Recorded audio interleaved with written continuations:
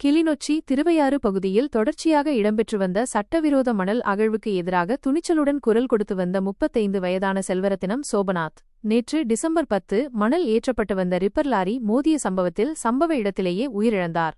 தனது மனைவியுடன் உந்துருளியில் பயணித்த சோபநாத் மீது வில்சன் வீதி மொட்டை பாலத்திற்கு அருகில் பின்புறமாக வேகமாக வந்த சட்டவிரோத மணல் ஏற்றிய ரிப்பர் லாரி மோதியதில் அவர் வாகனத்தின் சில்லுக்குள் சிக்கி பலியானார்.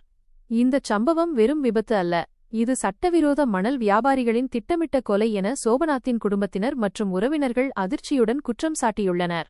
திருவையாறு ஆற்றில் ஏற்படும் சுற்றுச்சூழல் அழிவுக்கு எதிராக சோபநாத் தொடர்ச்சியாக போலீஸ் நிலையங்களுக்கும் அவசர உதவி 119க்கும் புகார் அளித்து உள்ளூர் மக்களிடையே விழிப்புணர்வை ஏற்படுத்தி வந்தவர்.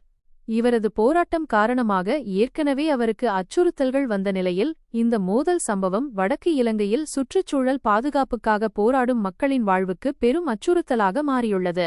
குடும்பத்தினர் குற்றவாளிகளை உடனடியாக கைது செய்து நீதியை நிலைநாட்டக் கோரி இந்த சம்பவத்தை ஒரு சுயாதீன திட்டமிட்ட கொலைக்கான விசாரணையாக மாற்ற வலியுறுத்தியுள்ளனர்.